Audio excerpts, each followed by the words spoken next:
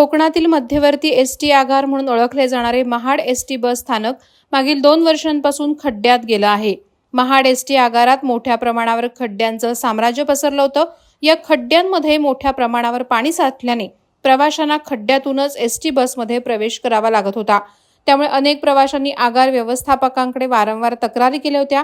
मात्र त्याबाबत पेण विभागीय कार्यालयाकडून देखील कोणतीच कार्यवाही केली जात नसल्याने एसटी वाहक चालकांबरोबर प्रवाशांचं नित्याने वादविवादाचे प्रसंग होत होते। प्रवाशांच्या अंगावर चिखलाचं पाणी उडत असल्याने भांडणाचे प्रसंग ओढवत होते। अखेर महाड एसटी आगारातील कर्मचाऱ्यांनी स्वखर्चाने वर्गणी काढली आणि खड्डे भरण्यासाठी आवश्यक असणारी खडी माती आणली। यामध्ये एसटी कर्मचारी सेनेचे सचिव रुचित चिनके, अध्यक्ष बाबासाहेब राजे महाडिक, अमर कल्याणकर यांनी खड्डे भरण्यासाठी जातीनं लक्ष देण्याचं काम केलं। विभाग नियंत्रक दीपक घोडे आणि आगार स्थानक प्रमुख शिवाजी जाधव यांच्या मार्गदर्शनाखाली महाड एसटी आगारात खड्डे भरण्याची मोहीम राबवण्यात आली। खड्डे भरण्याचं काम चालू असल्याने काही प्रमाणात प्रवाशांनी याबाबत समाधान व्यक्त केलं।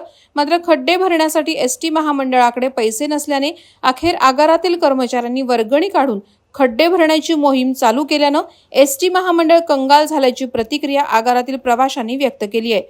वादळवारा लाईव्हसाठी रामदास चव्हाण, महाड। नवी मुंबई व रायगड जिल्ह्यातील ताज्या बातम्या आणि घडामोडींसाठी सबस्क्राईब करा वादळवारा लाईव्ह चॅनल आणि दाबा बेल आयकॉन।